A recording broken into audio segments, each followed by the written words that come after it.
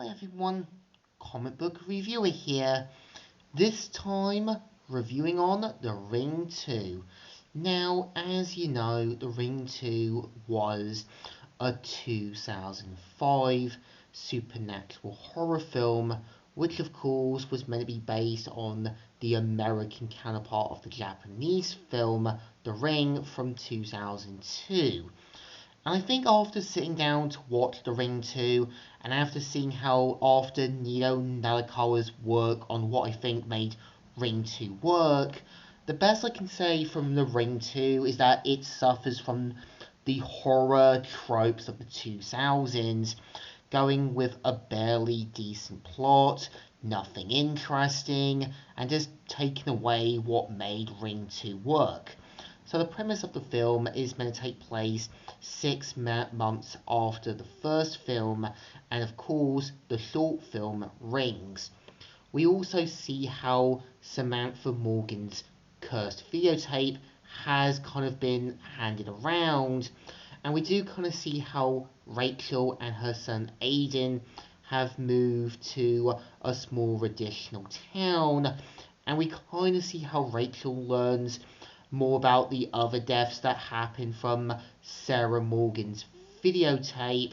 And this is where Rachel now realizes that she's gotten a lot stronger, a lot more powerful, and is slowly taking control of her son, leaving for Rachel to find more answers about Samantha Morgan's past, trying to do what she can to prevent, obviously, Aiden from being the sort of next Sarah Morgan. And of course, it's basically trying to alter some things from Ring 2. I think the problem that the film suffers from is taking away what made Ring 2 work. Because, one, what made the Japanese one work was Aiden's Japanese counterpart was meant to slowly become the next Satsuko. We as the audience know right away that obviously the stakes were gonna get a lot higher. I think what made May's character work, instead of also using the same character from the first film, is May was literally trying to clean the mess of not only her teacher, but also preventing Ryochi from becoming the next Sadako. I think the film's ending in the Japanese one works a lot more because not only does Kasuki has to now live with the fact that he turned a young, innocent girl into a laughing spirit, and of course, leaving the message that one evil is stopped, a new one can take its place.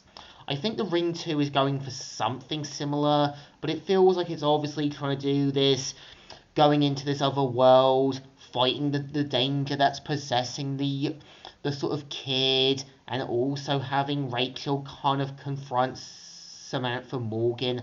But it takes away what I think made Ryochi's dad spirit show up to try and stop obviously his son from becoming the next laughing spirit. It felt believable. It felt like a parent trying to correct a mistake that shouldn't have been forced upon. I think The Ring 2 is trying to do what I think any sort of horror film from the 2000s would go. They have to go overboard. They have to kind of show that they can be scary, but there's just moments that just feel not believable. It feels like, obviously, given the film was written by F. and Kolga, you can really get a sense there's some inspirations from not only from the typical horror stuff, but the stuff we would see in kind of other horror stuff. And I really do feel bad for Neo Narakata having to work on something that I think took away, that made the Japanese counterpart from Ring 2 work. Is The Ring 2 a good movie? No, but it's not one of the best. It's not one of the greatest, and it's just rehashing things not only from the first film, but taking away things that made Ring 2 work. So, it definitely deserves 2 thumbs downs.